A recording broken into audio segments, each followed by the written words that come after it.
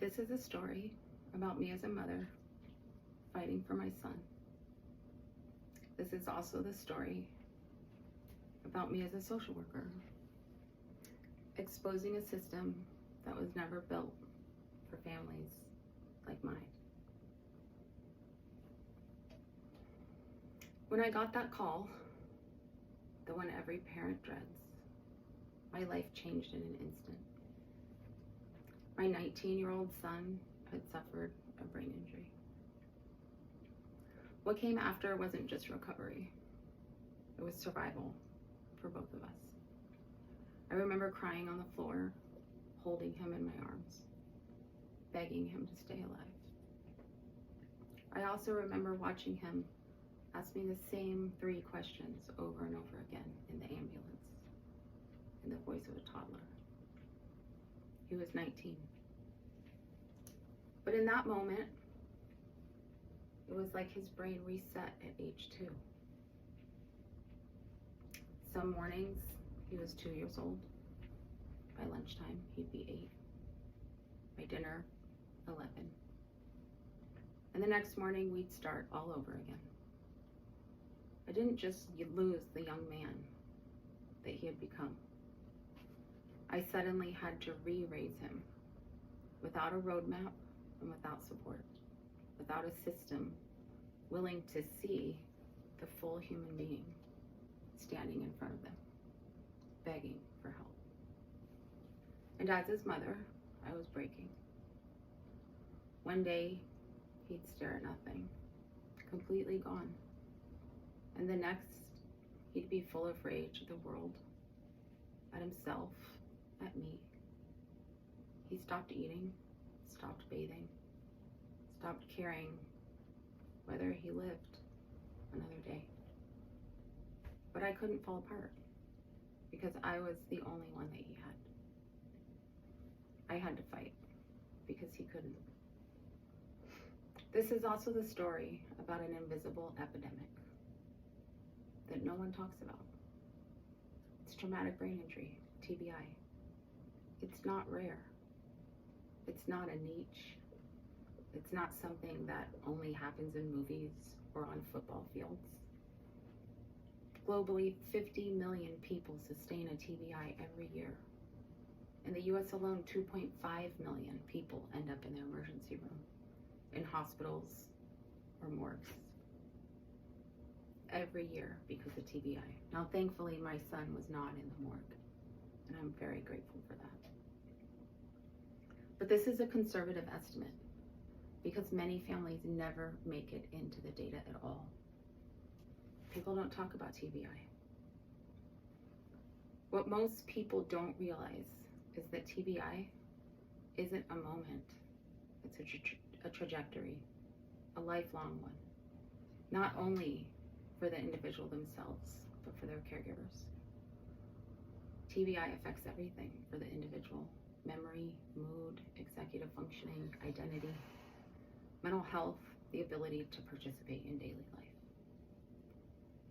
Research shows that survivors are far more likely to experience depression, anxiety, chronic pain, and difficulty accessing care. The families, usually mothers, are forced into full-time caregiving. They take on that role willingly, even though they were never trained and rarely supported. But the real crisis isn't just the injury, it's how the system responds after the injury.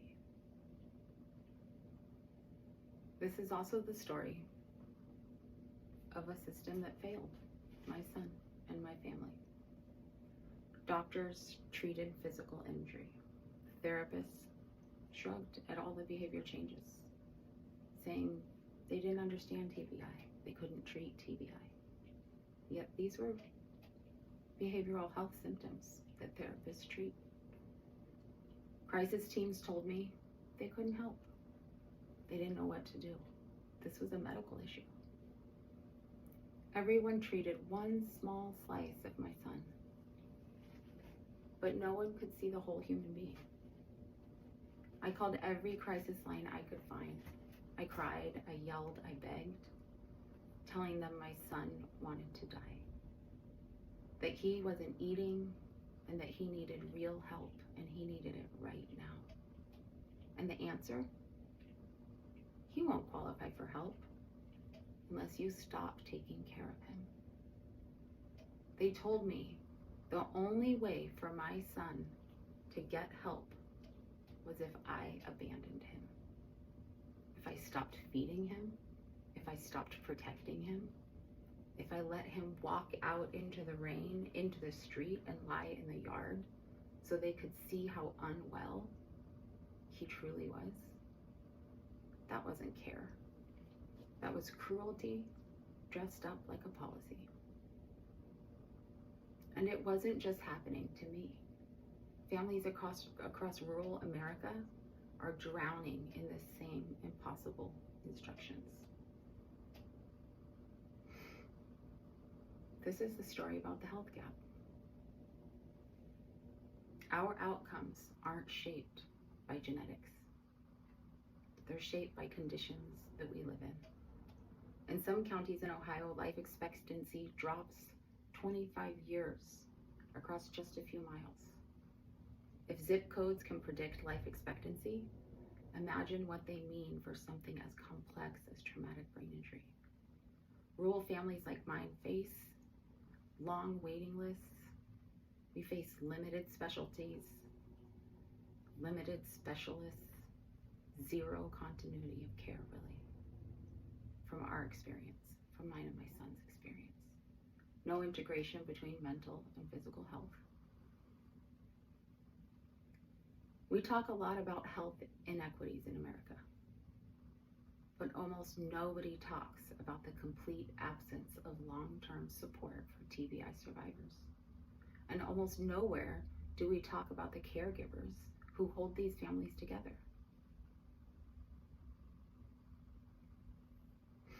Research shows that caregivers of TBI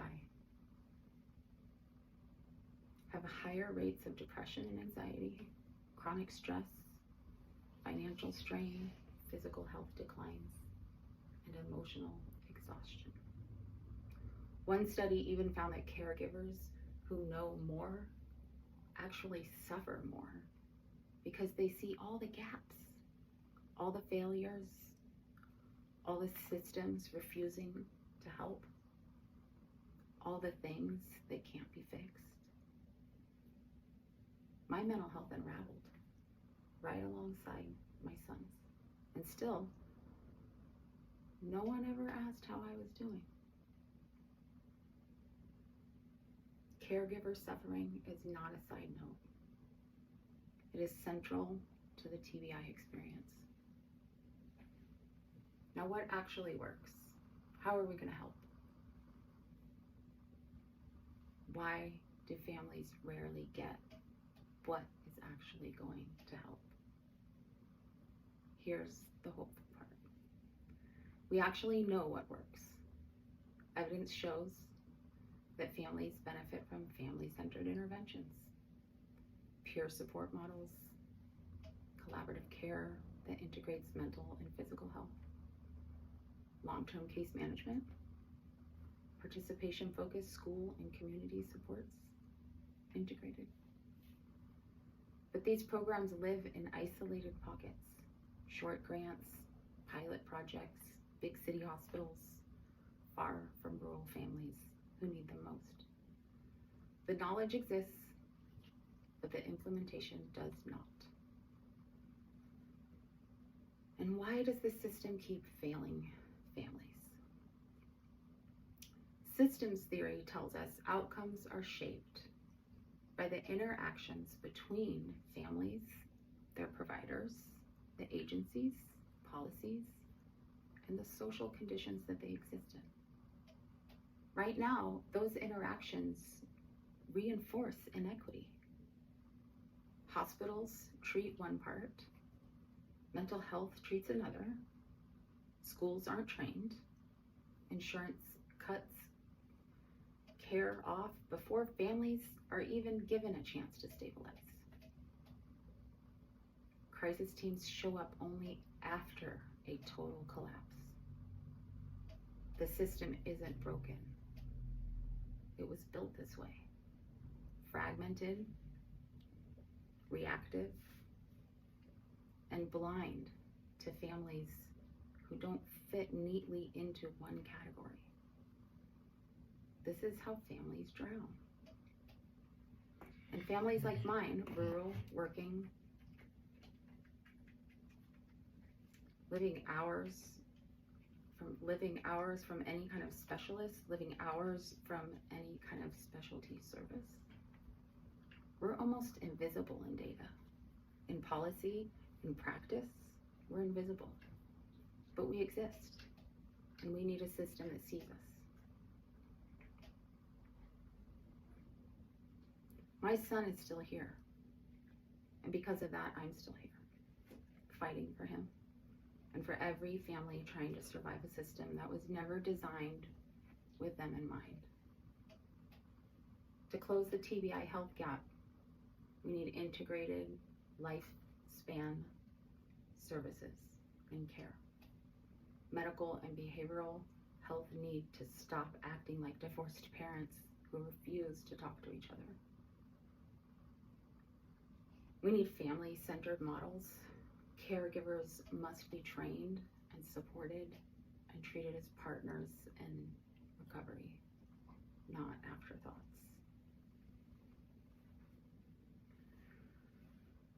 We need rural equity strategies, telehealth, mobile teams, transportation support, and community embedded services, really.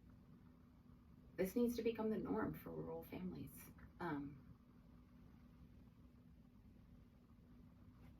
And there needs to be policies that stop punishing families for caring. A mother should never be told to abandon her child so that they can qualify for help. We need long-term data systems. We cannot fix what we refuse to measure. Peer networks for survivors and caregivers, we need those too, desperately. Because lived experience is medicine. The truth is simple, really. The current system is not efficient. It does not work. And it needs to be collapsed and rebuilt into something better. Something that helps all families. All families. Because behind every statistic is a story. And behind every policy is a person. And behind every injury is a family trying to put itself back together. My son survived his TBI. But surviving the system shouldn't have been the hardest part. No family should have to break before care arrives. No mother should have to become a crisis team, case manager, behavioral health specialist, and 24-hour watchtower just to keep her child alive. And no survivor should have to navigate a system that sees only one part of them at a time. If we truly want to close the health gap, we need to build a system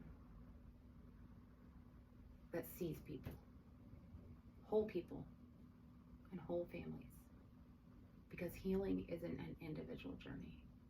It is, and always has been, a family one.